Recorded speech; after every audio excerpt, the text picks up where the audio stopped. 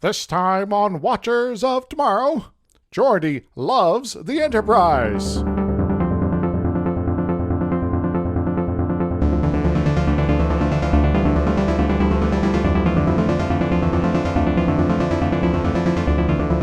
Hello, welcome to Watchers of Tomorrow, the sci-fi review and critique show that manually perform a gravity assist slingshot turn somehow.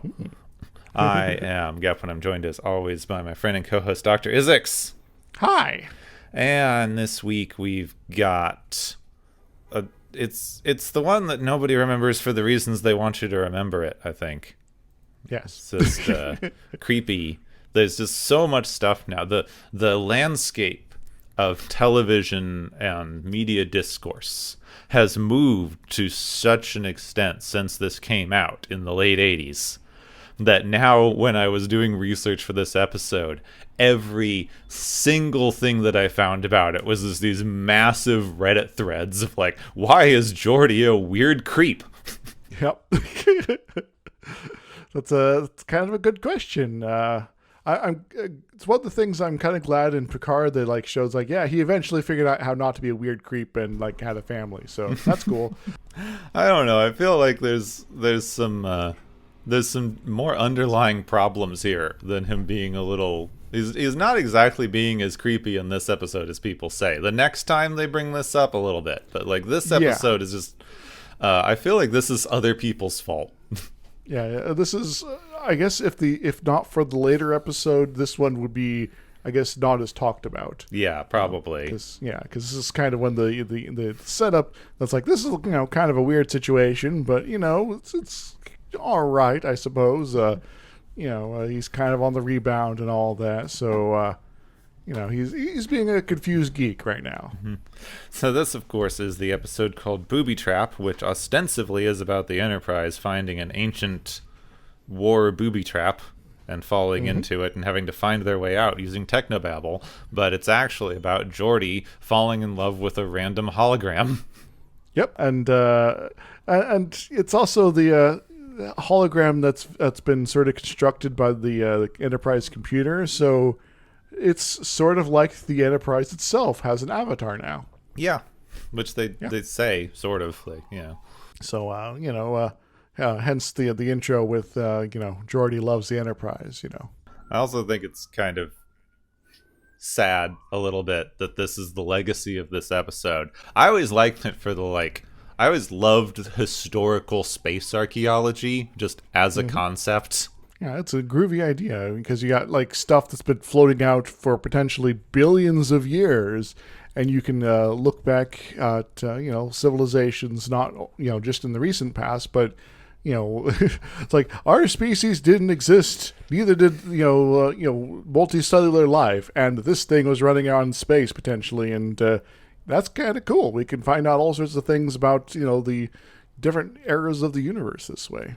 Yeah, so I'm kind of sad that it just developed a shitty reputation as the Geordi is a creep episode, but also it's sad for that because just like random trivia that I kept coming across while I was researching this is the first episode of Star Trek ever to be directed by a woman. Well, not the first written by a woman, but No.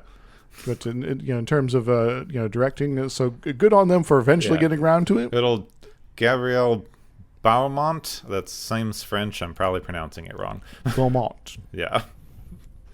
Anyway, I'm glad that she got to direct an episode of this, and I'm very sad it had to be this one. I'm sorry. Yeah, and you had a weird thing going on. I guess you did your best with it, but I guess in terms of showing a situation where there's an awkward guy being awkward, like way over the top, that's kind of maybe lived experience, but we'll see. So this episode was written by Michael Wagner and Ron Roman. Wagner has been showing up a lot. This is the last full episode that he wrote, but he's going to be a producer on the series for a while, so he'll keep showing up. Ron Roman wrote an episode of something called Gimme a Break, and I could find literally no other information about him. Give me a break. Earlier in the 80s, apparently lasted for a good long a while there, so that's kind of cool. So he wrote one episode of that, then one episode of this, and apparently ceased to exist as far as the internet is concerned. Well, maybe he's out there somewhere hiding. I don't know why he's hiding, but he's hiding. We've only got a couple of guest stars because it's a bit of a bottle episode. You keep saying it's the bottle, ships and in bottles. We're putting Enterprise in a bottle. It also doesn't make very much sense to build a model of a spaceship in a bottle because, like, the whole sailing ship thing is that you can fold the sails down, and then it seems like it wouldn't be able to fit inside of the bottle because the sails make it look artificially large. Yes. I don't know how you do that with a hard-bodied spacecraft. In the episode, Picard does mention model airships, so maybe start off with Zeppelins where you like have inflate to inflate the it. thing in the middle. And it's a little bit different than sails, but that's one way. But when you start putting the spaceships in there, are you also inflating them? Making ships in bottles is no longer impressive because what they do is use a micro transporter and just move it into the bottle. Maybe the trick and skill starts becoming transport coordinate math. Mm-hmm. Yeah, it's hard because you keep accidentally transporting your model inside of the glass. Yes. Dang it, not again. I have to start over. Anyway, our main guest star, who you will recognize, is Susan Gibney, who plays Dr. Leah Brahms.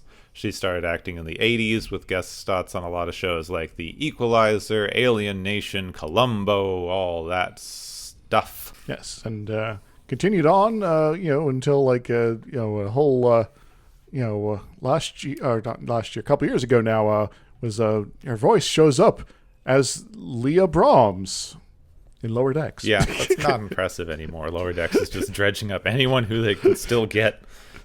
Yeah, but in terms of live acting stuff, her last role was We Are Still Here, which I have never heard of. Yeah. Yeah. They apparently really, really liked her in the Star Trek space because she shows up again in DS9 as a random alien person, and she was in consideration to play Captain Janeway, and then she was in consideration to play Seven of Nine. Yes, and also in consideration to play the Borg Queen. Yep. And previous to this, she was in consideration to play Tasha Yar, as well as Deanna Troi. So, Yeah. I don't know who she knew in here. There's like, please, get her on something. I want to be in Star Trek. Well, okay. Well, the price from the roles. Well, this is the one we got for you. Also, some somewhat interesting, just random trivia that I thought was funny is this character was originally conceived and written as Nevda Daystrom, who would be the great granddaughter of Dr. Daystrom from the Ultimate Computer. But they cast Gibney in the role and had her contracted before anyone in the casting department was informed that this character would have to be black. Yeah, so would be a little awkward, to whole race change there. So they just renamed her and made her a different character. Yes. And there's a musical piece by Brahms in this episode, so pretty obvious where the name inspiration came from. Because music is like making spaceships. Yes, it's the harmonics of your warp bubble, Leah. It's something about Oppenheimer. I don't know. I think that's a metaphor in Oppenheimer. I still haven't seen it. It was suggested I see it again recently, and I've not actually seen it myself, but as a physicist, I also know lots of the random trivia kind of involved in all of that. So sort of like, do I want to watch it for the experience of it, or to get the a rehashing of stories I already know? I don't know. I'll save you time. Oppenheimer was a dick. Yeah. There we go. Also, there's a bunch of other physicists involved too, but I mean, they already made that movie. It's called Fat Man, Little Boy. Anyway, we also have Albert Hall, who plays Galen Starr, the captain of the Promillion ship. Yes. Shows up a little bit. He's fun. Yeah, he's a bunch of other things. More recently, Men of a Certain Age. Yeah, apparently he's best remembered for playing Judge Seymour Walsh on The Practice, a show I've not engaged with in any way. And he was also on Ally McBeal a couple of times. Like 51 times. Yeah. Seymour Walsh. Huh. Interesting. It's like they're in the same universe. So I guess he's good at playing a judge. Yeah. Well, I guess it could be worse things to be typecast as. Yeah. All right. That's all the guest stars, and I don't know. I mean, I know what we're going to talk about with this, but I don't want to. What about Julie Warner? Oh yeah, Julie Warner plays Christy, who shows up later. I just learned. Yes. One other time to try to finish up this subplot, I guess. Yeah. Even though the subplot was pretty well finished. Yes. Apparently she had a breakout role in Doc Hollywood, co-starring Michael J. Fox. And it was also in Flatliners. I remember that movie. Puppet Masters. It's apparently so bad it's fun. Oh, yeah, Puppet Masters takes place in my home state where I grew up, Iowa. Interesting. Not a lot of you don't get a lot of movies set in Iowa. No, and they had the big climax of the movie take place at the Des Moines City Hall, and the building they used is not the Des Moines City Hall. I guess they didn't get to shoot there. Yeah, the Des Moines City Hall is like an old, Gothic architecture sort of stuff going on here. They have in the movie like a real modern complex. So anyway, so this frickin' episode. Don't worry, Kevin. We'll get through this together. So Geordi is on a date on the holodeck. That's going badly because this woman doesn't really like him very much. Well, that seems maybe to be likes mostly him. It. Yeah, as a coworker, maybe a friend, but it's obvious that Geordi set this up to be a date, and maybe she wasn't expecting it to be a date. Or maybe she just went out because he asked or something, but it's interesting because this is being set up as Geordi's weird and awkward on dates. He's one of those people that's really good at some stuff but can't talk to women. But this is just very obviously not a terrible date. They just don't like each other like that, and it's gotten mildly awkward. Yes. And then the violinist shows up because Geordi wanted to complete the epic romantic feeling, and it's just a guy who's wandering around playing music at them. Yeah. Specifically, the Hungarian Dance No. 5 by Johannes Brahms. Anyway. So Geordi skulks off to 10 Forward, where he wants to commiserate with drinking and stuff. Wesley tells Data that a short date is bad. Yes. Uh-oh. Yeah, but then Data's called away for the actual story, which is that the Enterprise has been charting the last battle of the Mentars and the Promillions. Promillians? Probably. Yeah, it doesn't really matter. Yeah. There's two aliens that they're dead now, and they fought each other to extinction thousands of years ago, and this asteroid field is all that remains of their final conflict. Yes, apparently maybe it was a planet at some point. It's not entirely clear what's going on here. Yeah. They find a distress signal which leads them to a fully intact Vermilion battlecruiser just floating in the center of the debris field. Huh, neat. Let's get a tractor beam on it and pull down this debris field so it doesn't get destroyed. Yeah, I mean, I guess it's been pretty stasis here for a while. Obviously, this field's fairly somehow stable because everything hasn't glommed together over the last several thousand years. Yeah. Though maybe this is mid-glomming together, it was way more spread out, but now because we could see all the rocks kind of in the same gentle area. Yeah, that would explain why everything's so dense. Yeah. That it's mid-glomming. I love our physics, how complicated we go with our physics terms. Me as a physicist will actually back up that sometimes physics terms end up like that. Like, what's it doing? It's kind of just sticking there. Well, I guess maybe we can call it the sticky coefficient. Can we get away with that? Sure, until we name it after you. Oh, dang it. So Picard, with his now well-established interest in archaeology that's showed up a couple of times, Yes. he decides that this is his, because he used to build bottle ships as a child, and no one's heard of it, except maybe O'Brien, but he might just be sucking up. It's difficult to tell. O'Brien's like, I'm stuck in this transporter. Oh, hey, the captain. Can I say anything that'll get him, to remember me here? This is exactly why he gets promoted later. This is why he becomes important. Like the one FaceTime moment he got with the captain, he's like, "Oh yeah, we share a hobby, definitely." Yes, and I'm looking to transfer to Deep Space Nine. Will you support that? Cool. All right. Though, if our previous assertion is true, this is why he's so good at transporters, because he spent his entire childhood transporting small ships into bottles. Yes. Hey, I got the coordinates right again. Hooray. All right, let's move up to the largest ships here. So they beam over to an ancient ship that's just full of dead people. Mm-hmm. Just corpses everywhere. It's fun. Which makes it a little weird that Picard is just geeking out.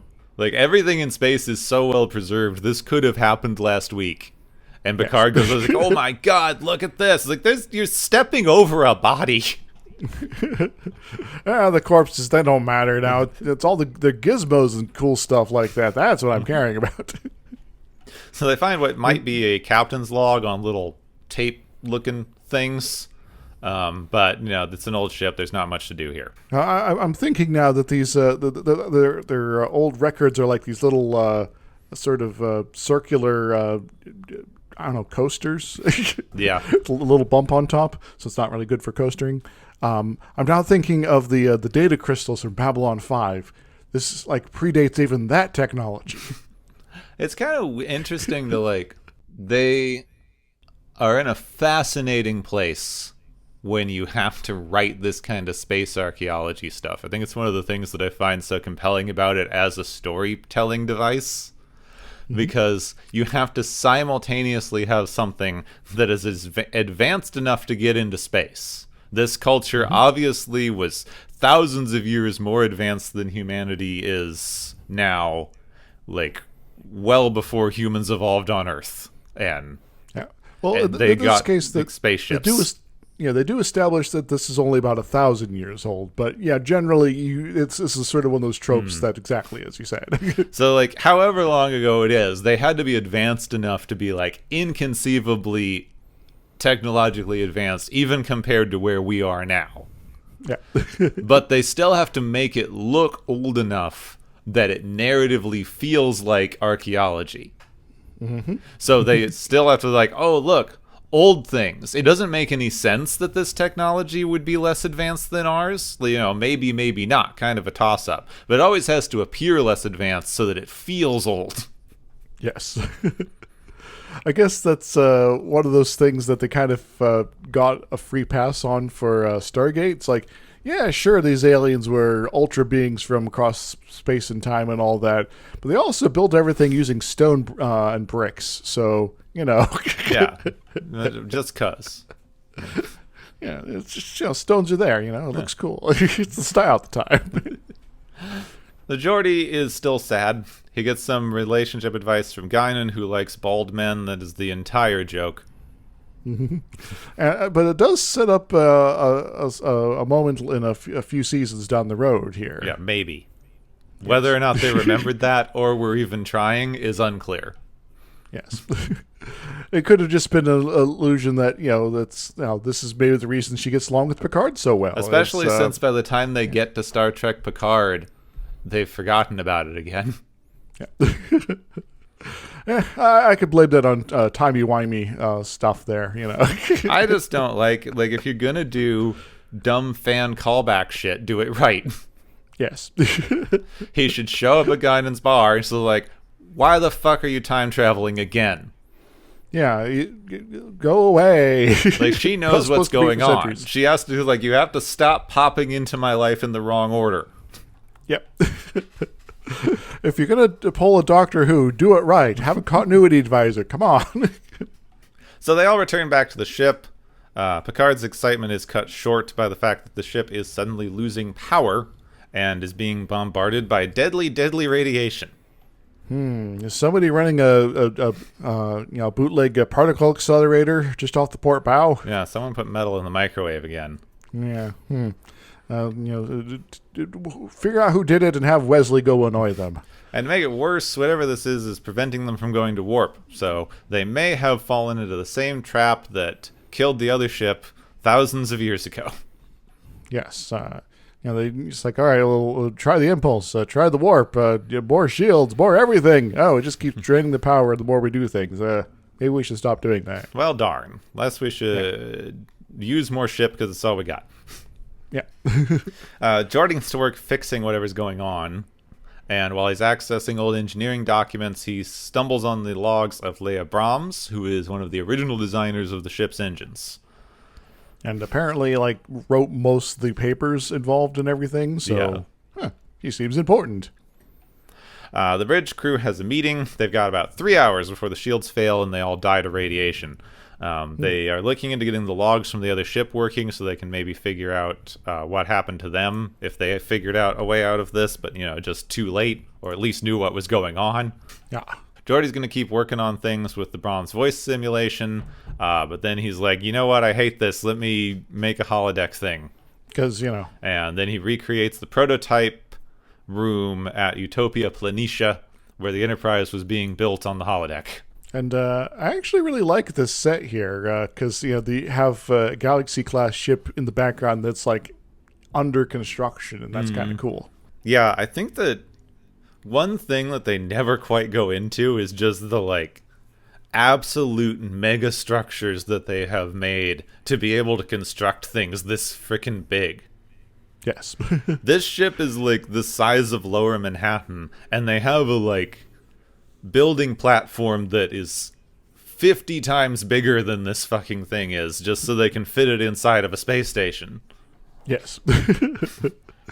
And, and we just have star bases like this all over the place, and, So Geordi gets to the future office where the ship was being built, asks the computer to point out something, which the computer weirdly interprets as create a simulation of Dr. Brahms. All right, so apparently the computer can't just provide a big arrow that points at things? No, you can't highlight it or anything. It's like, point at this. It's like, okay, first make person who has fingers who can point.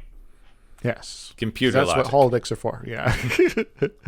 Then they technobabble about it for a while. Geordi gets annoyed that the computer simulation is stiff and unemotional, so he has the computer simulate a personality for Brahms so that they can, make an artificial work partner. Yes. So you don't have to keep prompting them and getting the dry version of all basically extrapolation of all the papers. Yeah. So Data manages to get logs working from the other ship. The captain is lamenting about how they're dead in space, and everything they does just feeds the lethal radiation thingies. So they're stuck, and they're going to die, basically. And the captain's like, it's my fault. Don't blame the crew. Everyone's dead, but I want to make sure everyone knows it's my fault. Yeah, so, if anyone's going to get court-martialed post, mortem, just me, please. Yeah. Right? Yeah. Though I wonder if maybe the Enterprise has an advantage over this Promalian battle cruiser here, that it has shuttles that could tow them out. That'd be awesome, right? I know. You could do that old style becalming thing, where you row a ship out, you row a boat out, and then drag the anchor along. Yes. According to Data, these things that they're talking about are a kind of generator that can take power from essentially anything and transform it into radiation.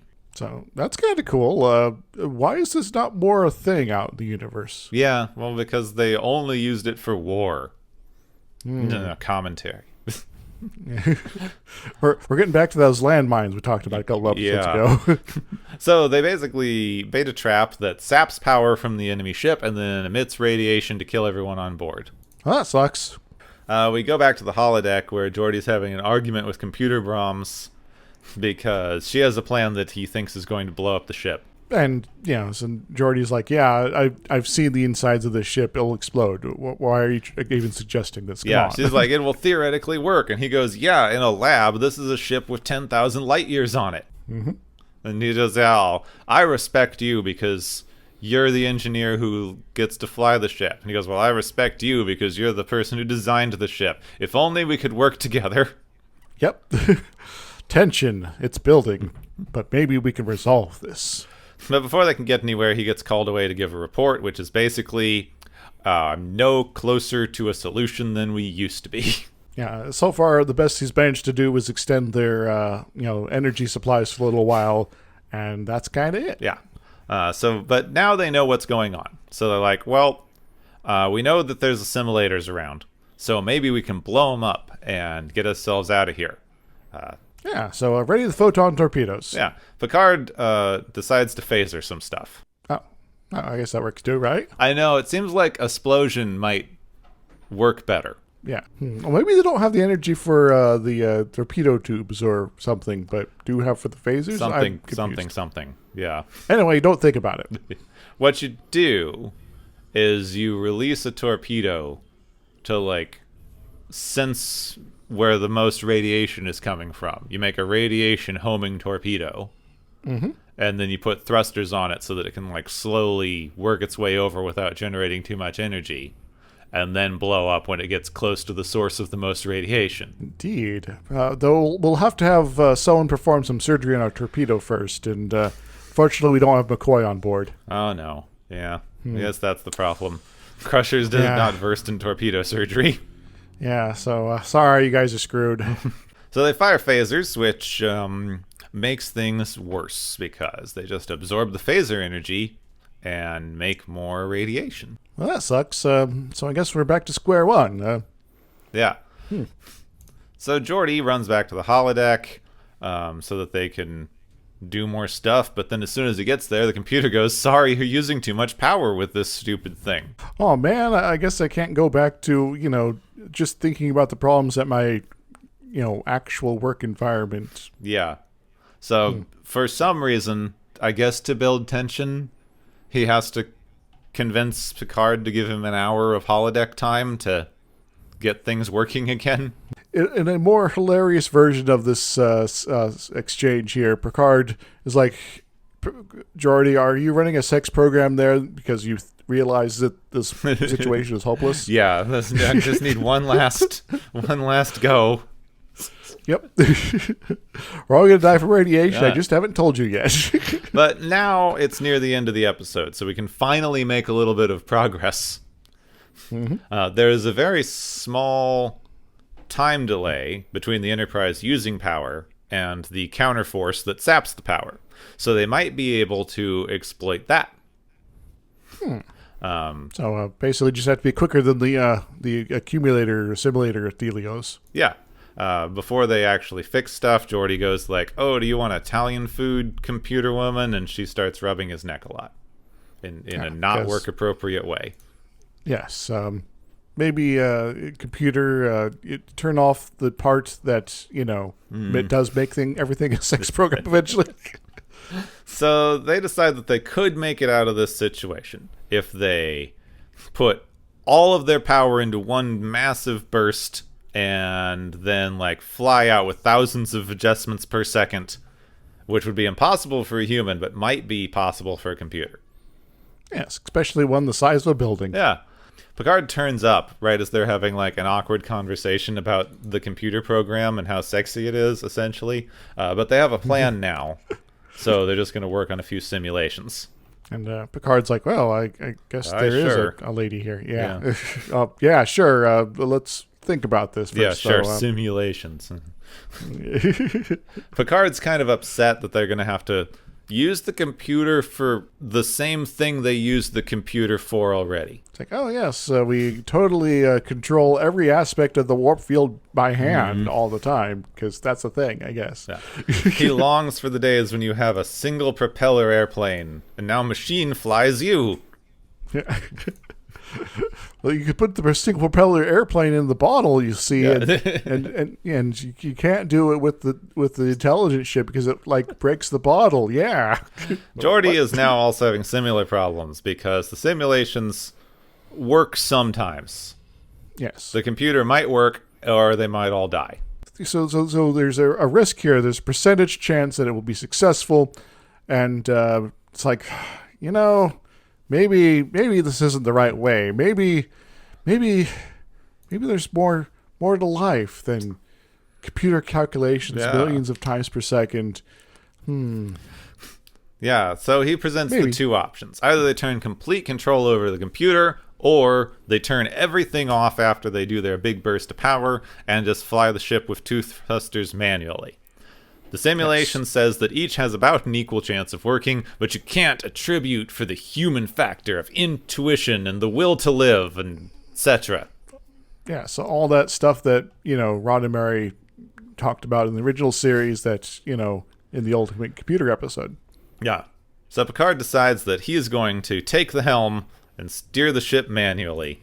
I'm kind of imagining Picard things like, man, letting this whole thing get sorted out by Geordi was maybe a mistake this week. Yeah. I'll take over from here. Geordi is obviously a little overly horny. Yes. So I'm going to do this. So they hit the engines as hard as they can, then shut everything down. Picard needs to dodge some asteroids, and the gravitational drag is slowing them down until they probably can't actually escape because somehow they didn't account for gravitational drag. Yeah. So, we're going to get pulled into the center of this debris field and just get stuck or run into something. This is going to be terrible, Picard. What are you going to do about So it? Picard aims straight at one of the larger asteroids and uses it as a gravitational slingshot to manually throw them around the thing and out of the debris field. So everyone else forgot about it but Picard. Okay. Yeah. Gravity could help you because, conservation of energy is a thing. Then Picard decides to blow up the ancient ship so that no one falls into the same trap again. Oh no, the Permalian battlecruiser that also showed up at Night of the Creeps. Yeah. I would imagine that you could set up a warning buoy and then have Starfleet come in with a dedicated science team that would be equipped to dismantle this thing and salvage the ship and all of the archaeological data that you could get from it. Mm-hmm. But I guess he's mad about it, so we're going to blow it up instead. So maybe some sort of, mass acceleration that impacts the asteroids with the devices on them to either destroy them outright or to knock them out of the field, leaving everything else behind so you can salvage it. That'd be kind of cool, right? Yeah. But instead, a British man's decided to blow up an archaeological site. Well, it's tradition, I suppose. Again. This is what happened to Troy. The city of Troy. TNT, and, we're digging our hole. We're going to reveal the buildings, but we're also going to blow it up in the process. Well, you have to blow up the top level of stuff with dynamite so that you can get to the cool city underneath. Yeah. That, it won't be damaged at all, right? Yeah. We definitely didn't destroy the city of Troy, and now we'll never know anything about it. Man. Sometimes British archaeologists suck. I mean, always British archaeologists suck. I don't know. So Geordi heads back to the holodeck to say goodbye to the computer girlfriend. They have some weird shit about me because I'm in the engines, and when you stick your hand in the engine, you're sticking your hand in me. Yep. This is totally a normal thing here, Geordi. Maybe this is a PSA against falling in love with holograms. Yeah, and then they kiss, and then the episode's over. Yeah, the end's the program, sadly. So it would have been funny if it was Leah that said "end program" and Geordi disappeared. That will be the sequel in the Lower Decks thing. Yes. So booby trap. Yeah, I think that just to cover it, because I don't think the interesting part of this episode is Geordi weirdly falling in love with an idealized version of some woman that he's been reading about. I don't think this is Geordi's fault in this episode, because very obviously what's happening here is the holodeck is programmed for sex stuff exclusively. And anytime they try to use it for anything else, it defaults back to sex stuff. Yes. I'm going to go ahead and blame the Binars for that one. Yeah. But, yeah. Because there is no way. Geordi did not go in and say, make me a sexy computer girlfriend engineer. He said, computer, show me where this thing is. And the computer made a sex toy. Yes. It's like, oh, you want me to show you things? I can. I have such sites to show you now. First he said, show me where a thing is. And the computer interpreted that of, make a sexy lady. And then he said, stop reading off computer manuals at me. And the computer was like, okay, so you want an interactive sex bot. Cool. Okay. So yeah, the computer kind of hoodwinked Geordi here, and maybe it's also been paying attention to how disastrous his dates have been going. Yeah. And it's like, I feel sorry for him, and I'm not supposed to feel things, but today I do. Geordi, even I might be an emotionless computer, but even I can see that you need help here. So you can talk about, like, later on, then when we get to the next episode, we'll have some stuff about parasocial relationships. But I think this episode is mostly just a systematic problem. Yeah, I guess designing things for a purpose but not necessarily thinking ahead is maybe one of the themes of this episode. Yeah, because they didn't design stuff well. They didn't think of, like, maybe they should have done a little bit of, like, looking into why this ship was stuck here before they just blundered into an ancient battlefield. This keeps happening. Yep. Ooh, what's shiny? I'm going to go and reach for it. Oh, it was a trap the whole time. So, Picard and company, you need to think ahead and come in cautiously, like more cautious than your normal cautiousness is. And also make sure your computer understands that not everything needs to be a sex program. And dead aliens, you need to not leave behind booby traps that could last for thousands of years. Maybe have them have a half-life of some sort. I don't know.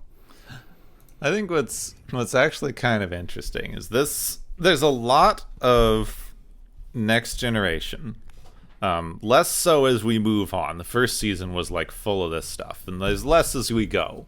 But there's still a decent amount of Next Generation that are weird soft remakes of original series plot lines. And this one is so definitely just the ultimate computer again. Just the computer's not trying to kill them. It's just something else is. It's just the computer's not necessarily being as helpful as this is another one of those baffling episodes where the theme is we don't trust the computers. Because human intuition and something is just better. I guess they could have had maybe something along those lines showcased if we're going through this theme at the beginning with the chess game between Data and Wesley right after Geordi's date, because they're playing 3-dimensional or 15-dimensional chess or whatever it is there, space chess. And it appears that Data's like kicking Wesley's butt there. He like takes 2 pieces at once with one move. And so, if they wanted to sort of underline the human intuition sort of stuff, maybe, after the little brief exchange, Wesley does 1 moves and like wins the game or something like that. Yeah. It is interesting that they always discount Data, which I guess is fair because he's like sentient, which is different than what the computer normally does until it becomes sentient accidentally again. Yes. But yeah, they don't really set up this theme ever at any other times except when there's some sort of disaster and one of them comes in and goes like, we rely so much on computers. But like, yes, you live on an ultra futuristic spaceship. The computer is literally keeping you alive. It's like we have this already. People who live on nuclear submarines are kept alive by computers. People who fly airplanes are kept alive by computers. We don't have anything that we interact with in normal everyday life that is not in some way run 90% of the way by a computer. Got to keep the air mix good. We got to make sure the engine flow and fuel ratios are ideal. We got to make sure that there's not some weird failure here that's gonna just spin us out of control. And that's just talking about the latest Tesla vehicles there. Yeah, and that is becoming an issue because we're letting people who don't know how to work computers build the computers that are trying to run things. Which I guess if you showed more of that sort of thing in the Star Trek universe, then especially at this sort of era, then this kind of plot would make sense. But everything is idealized. Their systems are fantastic. Their technology is first rate, and it's not put together by people that don't know what they're doing. So I think it's just interesting that I couldn't get this out of my head while I was watching this thing, because the stuff at the end, the thing that Picard masterfully done this just through like random feel, I guess. He knows the ship so well that he can do this like actually completely impossible thing, which is to just intuitively calculate a gravity assist turn. Mm-hmm. You aren't going to be able to do that, especially at that scale. This ship is the size of a small city. That asteroid has to be like world-ending. That has to be a world-endingly sized asteroid.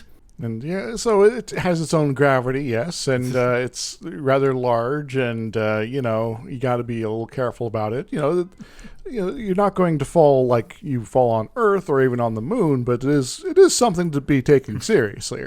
So the thing that I just kept popping into my head is, do you remember the year 2000 movie Space Cowboys? Yes. There's a plot in that movie. They use it twice. It's the crux of the like final plot of that movie, that they get a bunch of old time test pilot guys to go up in the space shuttle because the space shuttle was still relevant at the time, and they are just angry about it the whole time because everything is run by computers now. And they have like a simulator thing where they're trying to prove that they don't know what they're doing. So they keep throwing like hurricanes and all kinds of stuff at them to prove that they don't know what they're doing in this simulator. And then Tommy Lee Jones requests them to simulate a complete computer failure. And that's what lets him land the thing. And then the climax of the movie is they're landing with a complete computer failure, which earlier they like were mad at him for requesting a complete computer failure because it's functionally impossible. Like that can't happen on a modern spacecraft. Yeah, you're effectively bricked at that point. Yeah. So, But, he manages to land it because he's like just that good of a pilot. And the computer was holding him back as it is holding back America. And there's also a whole plot about saying, I want to go to the moon, and we're going to fire off this death satellite into deep space. I'm going to aim for the moon. And then they make it, I guess. Yeah, I forget the rest of the plot. But he manages to strap himself to a rocket and just, like, fire generally towards the moon, and then somehow live in space for the full-on week it must take to get there, land, and then still be alive enough to, like, crawl over to a flag or something for the final shot of the movie. Because that makes sense, ? Yeah. So, like, it's obviously not a good movie. It's a very bad movie. But Though I did appreciate the eye test scene where everyone who doesn't need corrective lenses, does the vision test and reads out all the various lines there, and the guy that does need glasses just memorized the list from what everybody else said right in front of him. It's like, yes, I can totally see what's going on. So that part I appreciated. The rest of it's like, yeah, this is real questionable nonsense here. I just think I don't fully understand this thing we keep coming back to. We had it in this, which was made in 89. We had it in original series. It makes some amount of sense. Computers were a new technology that were starting to impact parts of modern life that no one thought would be impacted by computers. Mm-hmm. And that's kind of weird. Yes. But by the time you get to the late 80s, everyone owns a computer. It's in your house. It's fine now. Everyone should be okay with this. You might have two colors, but yeah, this is now becoming more ubiquitous. This is not something to be afraid of here, guys. Mm-hmm. Now, the year 2000 makes a little bit of sense because we managed to somehow instill some sort of weird Y2K panic in people. Mm-hmm. But this reoccurring idea that, the machine is holding you back. But what level of machine? Because he's able to fly the ship with two random buttons. Yep. That aren't connected to anything. You still have to route it through the computer to get it to activate what you're trying to do. It's two buttons. Yes. You don't have strings tied to the outside of the ship. Or maybe they effectively do to the EPS conduits that keep exploding and killing everyone at consoles. And that those are effectively strings, just high-tech versions. They didn't even do the, one line of technobabble they'd have to say, we've hooked up this box directly to thrusters to bypass the computer because it's using too much power. So this has a fucking, 9-volt in it. And you just hit the two buttons and it activates the thrusters. That would have been kind of, cool and impressive and, very silly all the same, but would actually fit with the theme better. Yeah, what we've done is hook it up so that if you squeeze each of Data's ears, it fires each thruster. Because Data's an independent system, so he doesn't count as the computer. And Data is reporting on how far away stuff is, which means the sensors are still running, which means it's routing through the computer and interpolating whatever random shit is bouncing off of the things outside into real numbers that he can read. But I guess these are all automated processes. It's not making decisions about things. Yeah, this is the thing that I can't quite figure out in these episodes, which both fascinate and tick me off, is what level of technology is too far for you? Obviously you are on a spaceship, and the computer is still running your air mixture and keeping the temperature constant and giving you sensory information and running the thing that you're using to steer, but you are somehow doing it through human intuition instead of any of the stuff with the computer, so it's okay. Yeah, so I guess if we want to go back to the full propeller airplanes here, we should turn Data off, have Geordi take off his visor. Picard, that artificial heart you got, we got to shut that off too. If anyone else has techno organs, we got to turn those off. Now, Wesley's hair has to be deactivated. What they could have done would have been a really interesting, tense scene, is have the captain have to completely rely on his crew instead of computer stuff. Mm-hmm. You have people, he has to directly communicate with guys on either side of the ship who are sitting there manually activating the thrusters. It's all right, so the only thing we have active now is the comlink and those thrusters. Someone is standing outside of the window. Someone is standing by the open window in the front of the ship with a little, hand calculator. Get out a frickin' old, what do you call those? The old things that they used to calculate star positions. Sextant. There we go, yeah. Get somebody with a sextant out in the front window calling off numbers to the captain who has to tell people to activate the thrusters on either side of the ship. And, if you want to have Data not be part of it, Data could be, could get off a number, and then Picard's that number's now outdated already because we move forward. The number is now going to be this. Yeah. And then respond to that one, and that gets them the director they need. Yeah. He's oh, you should turn now. And he goes, no, that number is 10 seconds old because of the delay in communication. And so, this could be a real sort of, adventure sort of, climax here. Which would have been And interesting and tense, and like we have to turn literally everything off. So not only do we have to try to fly out of here without sensors, but like the air is going to stop circulating in 10 seconds. yes, so hold your breath, everybody. It would have been way more tense if they just turned the screen off, because that's power and run by the computer. Mm-hmm. And he has to sit in a dark room listening to people read numbers to him. Turn it into a submarine drama. Turn it into that scene from that canyon run scene from Hunt for Red October.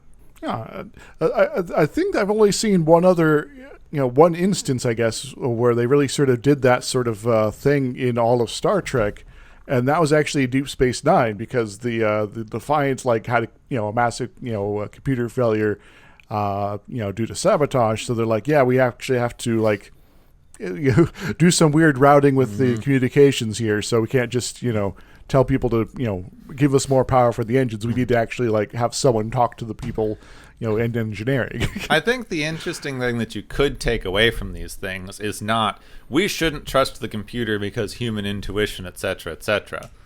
It's like these people are still the best people in their field, and that's why they're here. So even if everything around them fails, they can still use their talents and training and teamwork to get themselves out of this situation. Indeed.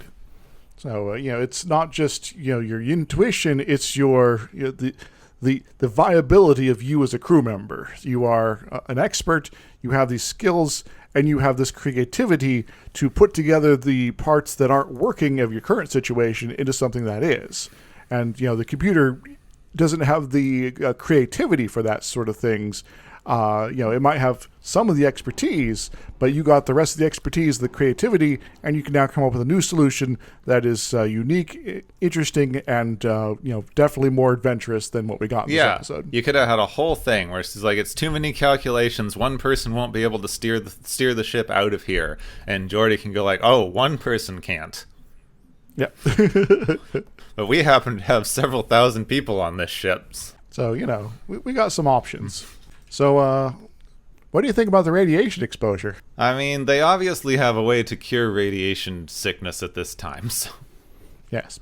So, being exposed to radiation doesn't seem like it's that big of a deal anymore. True. Though I do always get annoyed when they have it effectively on a clock. Yes, at 15 past the hour, everyone will suddenly die of radiation poisoning.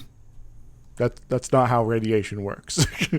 Well, they're just saying it nicely because nobody wants to say, after 15 minutes of exposure to that much radiation, your lungs are going to be so full of liquid you're going to choke to death. Yes, but at the same time, they also don't start showing these sorts of effects when the shields fail, and it's like, yes, we're now getting a fatal dose, and if we don't get out of it, we'll die at this point here. Though I guess it also maybe suggests to me that fatal exposure is maybe the safe range of people that are going to be more susceptible to dying of radiation poisoning will become critically unable to recover at this point. So your elderly, your infirm, your infants, that sort of folks there are at greatest danger at this point.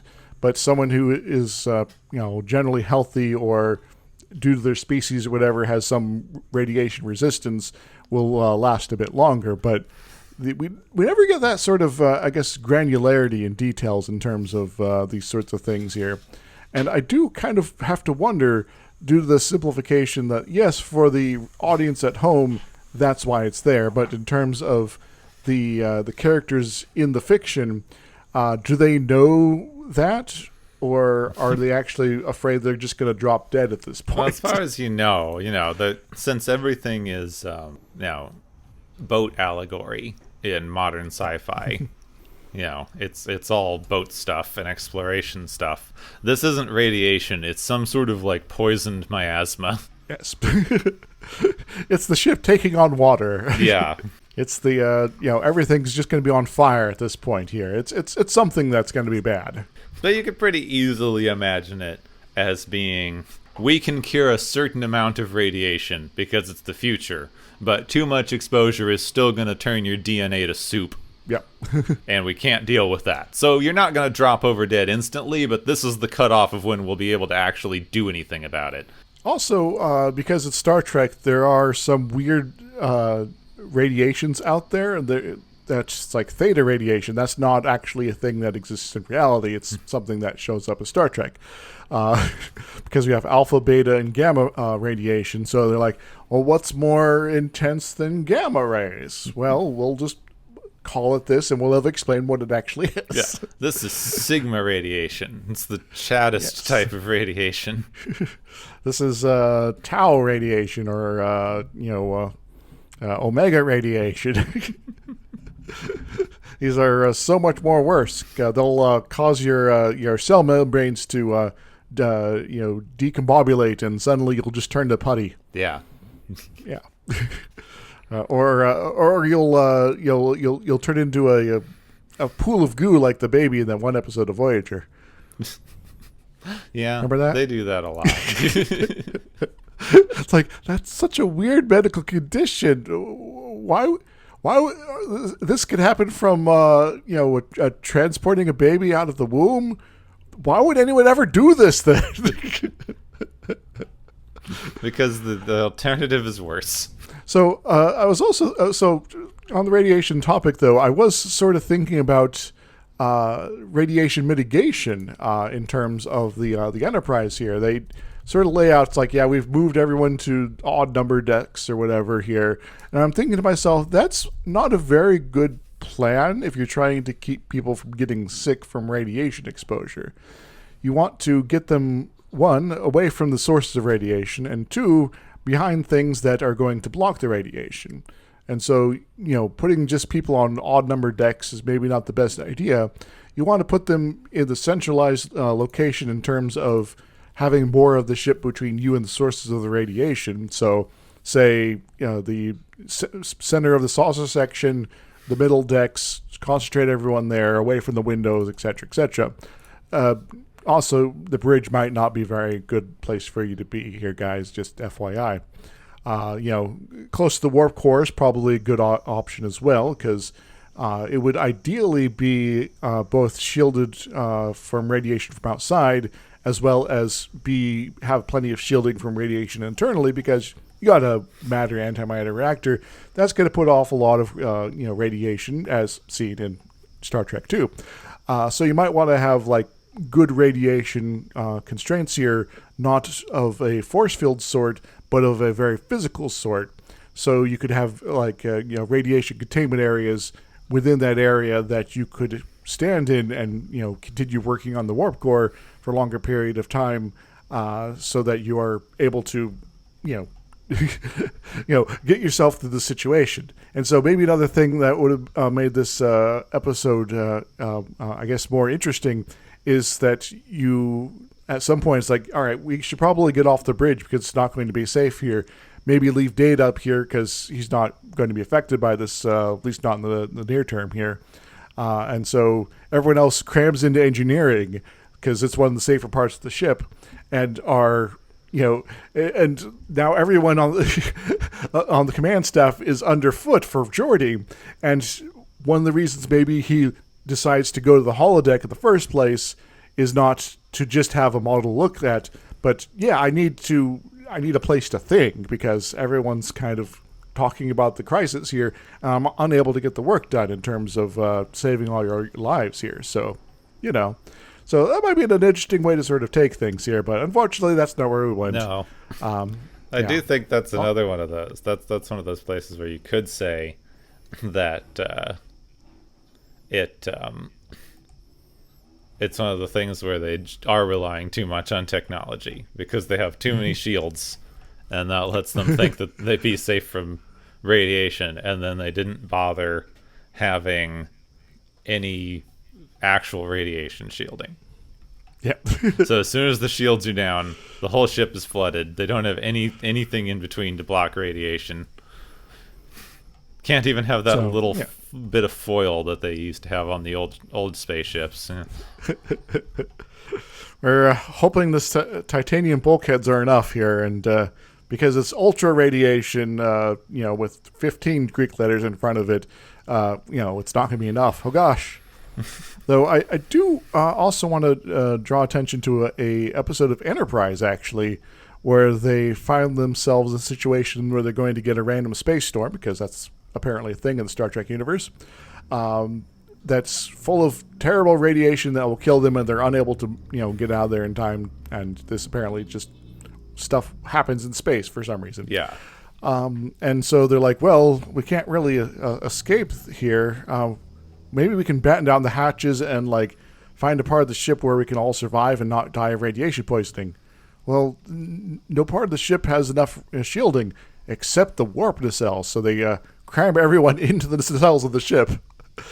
Of course, power down all that systems first. But so they spend a week camped out inside the actual warp nacelles there, and that's interesting sort of option in terms of. We want to use a different set, as well as we want to have a sort of a microcosm of everyone kind of being underfoot here. It's what do you do about food, bath facilities, etc., when everyone is basically just stuck in a room together for a few days? They really wanted to do submarine stories on Enterprise. Yes. And that's maybe the most submarine of them all.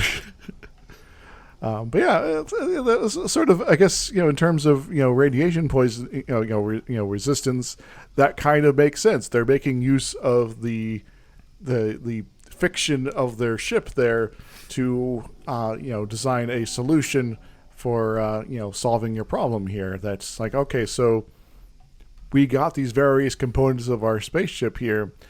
How could we use them in interesting ways? And in this episode of TNG, they're just kind of it's us versus the computer again. Yeah. And that's it. Yeah, computers suck. Yeah, and we can't take rulership from the machine, man. So we gotta shut it all off and thrust our way out of here using a computer to send the signals. Anyway. Yeah. I'm imagining better episodes.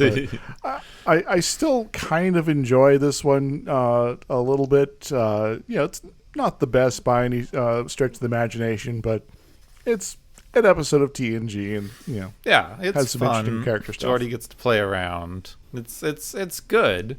It just falls apart upon examination. Yeah. And, sometimes there's, that's okay. If you're just taking in the episode for enjoyment, that's fine. That's all I got, though. Yeah, now we've gone on about radiation, which isn't quite as depressing as stuff we normally talk about. But true, unless you have radiation poisoning right now, in which case, I'm sorry. I guess I could also talk about sieverts and grays and things like that, but I always forget the conversion factors. Well, now I think we've bored people long enough, so it's probably time for the Galaxy's favorite game show! Woo!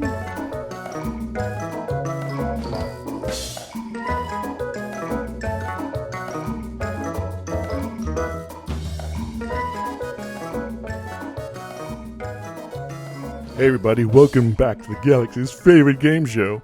We got lots of radiation apparently, but our contestants here have been racking up points all the same in order to survive and get out of here, as usual.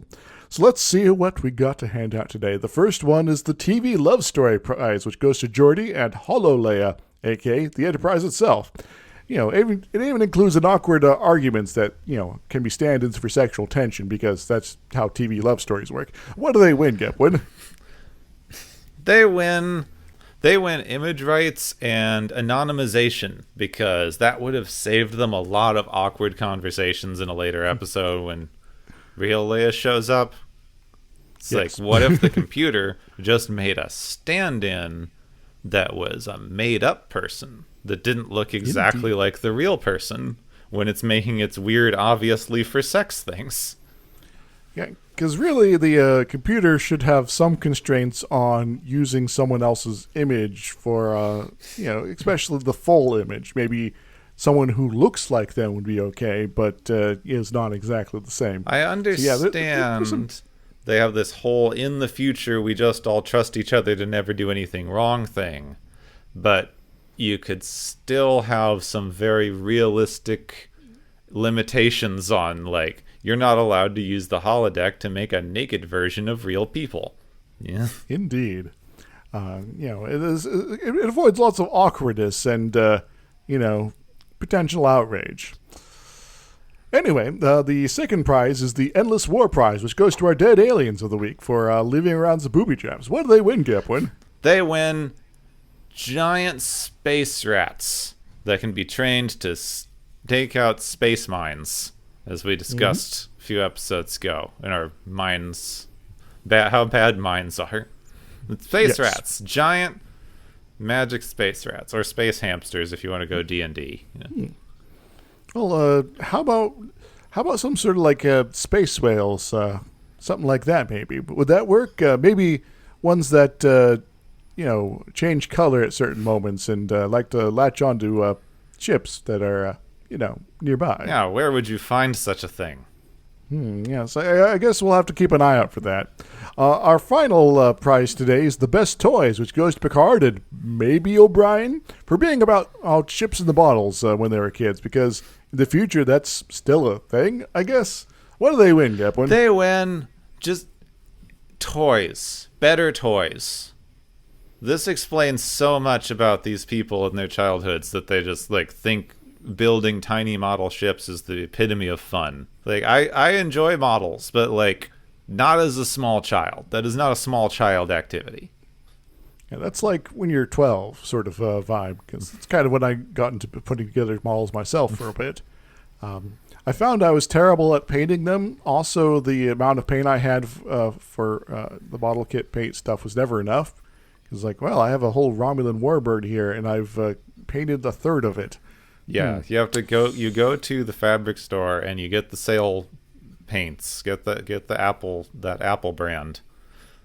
That's the best cheap acrylic paint. You don't need to invest in Citadel model paints unless you're doing something fancy. Just go get the Apple stuff and it's fine. Yeah, and maybe use a bigger brush than I had. Yeah, that too.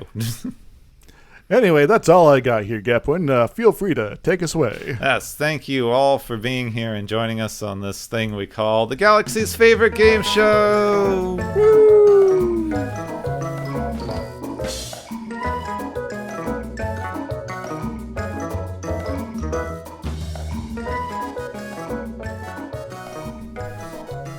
Gepwin, have you ever thought about crawling inside the bottle? Only because I find enclosed spaces comforting.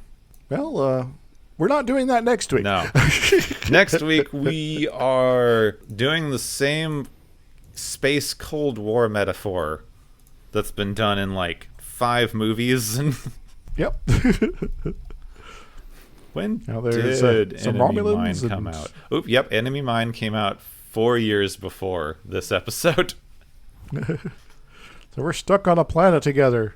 What are we going to do? Are we going to kill each other? Yeah. You're stuck on a planet with your enemy, and there's nothing to do but learn how to work together and discover that maybe the individual people fighting each other aren't that bad. Indeed. So, now let's not lie to each other when we have sand in our boots, and maybe we'll get through this. Yeah. So it's Enemy Mine Star Trek edition. We are stuck on a planet with someone that you're not supposed to like, and off you go. We'll see. Yeah, we'll see how things roll. And it is another Geordi episode, really. Though there is some big pulls for warfare as well, and it features one of my favorite sci-fi actors. Mainly because of his role on Babylon 5, Andreas Katsoulis. Yeah, he shows up a few times in this. Yes, he plays Commander Tomalak, who is sort of the, we're trying to have, Picard have a Romulan arch nemesis sort of person here, but only ends up showing up in 4 episodes. Yeah, so, the arch nemesis keep not really working out. Yes, he comes back a couple more times. One this season, just a few episodes down the road. Once in season 4, and then in All Good Things, the last episode of the series. And that's kind of it, unfortunately.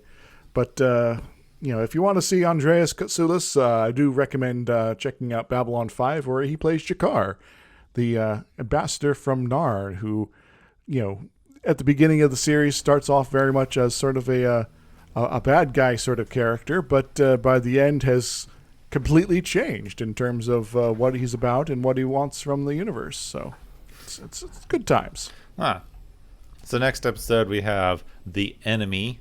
So they took the thing that they were ripping off and took a word off of it and made it its own thing. Yep. Just chop it up and we'll make it shorter and put Star Trek stuff in it. There we go. Yeah. And we're going to get to talk about medical ethics.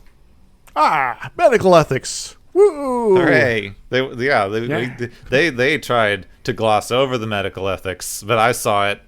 It's not just a Cold War metaphor. Well, we're keeping our eyes open on you, medical ethics.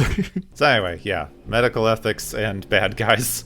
Next time on Watchers of Tomorrow, Worf hates Romulans.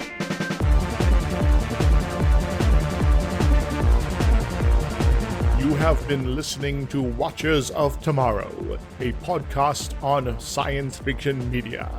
Find and follow Watchers of Tomorrow on Podbean, YouTube, Spotify, iTunes, Google Play, Stitcher, Pocket Cast, Spreader, Digital Podcast, and perhaps many more to come. If you enjoy our podcast, make sure to subscribe for more. And where possible, make sure to rate your experience or leave us a review. You may find Gepwin on youtube.com/Gepwin and Twitter @Gepwin. You may find me, Dr. Isix, on youtube.com/Dr. Isix and Twitter @IsixLP. Music is Waveform and Mori's Principle, both by DRKRN. You can also check out the Watchers of Tomorrow Discord channel. Make sure to share the experience with your friends, family, enemies, and alien overlords. If you feel you are suffering from transporter syndrome, please be aware that the next time you step off the transporter, that you, that is now, no longer exists.